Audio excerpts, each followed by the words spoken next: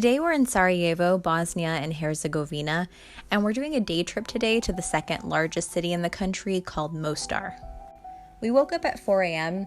We're taking the train and we didn't want to go to the trouble of getting a taxi, so we decided to just walk an hour through the city to the train station. The train ride is about 2.5 hours long, but a one-way ticket is only $3. We weren't expecting anything in particular. We figured we'd mostly be traveling through the rural parts of Bosnia and Herzegovina, but we also heard that this ride is one of the most beautiful in Europe. It began as I was expecting, passing many beautiful trees and small towns, but about a half an hour before we arrived, the train started heading into the mountains and started following this extremely teal river. The footage here doesn't really do it justice. I'd never seen water like this before. We finally arrived in Mostar, and we had to book it through the city because we were scheduled for a walking tour 20 minutes from the time we arrived. We passed by a sign for this delicacy.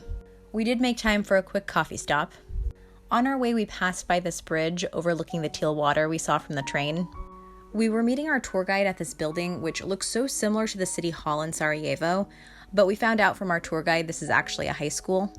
Our tour guide was this man who was just a few years older than us, with a very cute personality. Most of his childhood he spent in Italy. I imagine that was because of the Bosnian War in the 90s, but I didn't put two and two together until later. But now he comes back seasonally to Mostar to give tours, and he spends his winters on his sister's couch in Italy to get away from the cold and save money. We were also joined by some very sweet ladies from Croatia and Romania who were work friends. Our tour guide took us to this park where there's a statue of Bruce Lee. The reason for this is because there are 3 ethnic groups in Bosnia and Herzegovina that all have a representative in the government.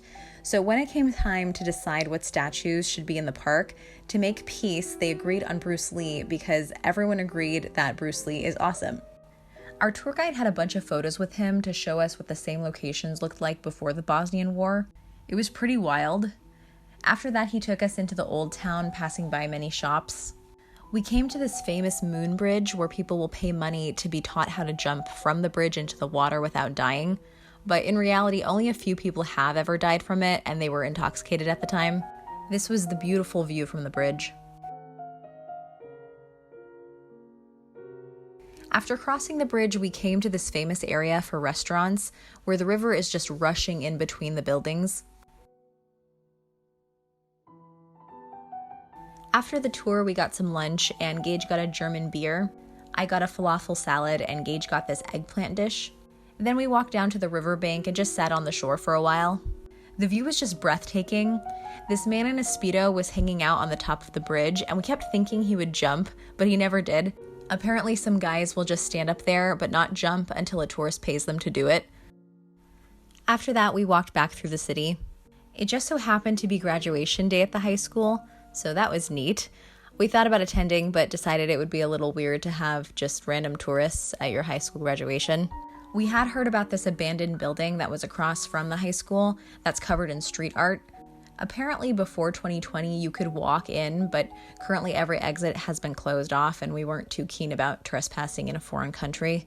Around 5 p.m. we got on the returning train to Sarajevo. There are only 3 trains a day that go back and forth, and we made it back to Sarajevo just in time for dinner.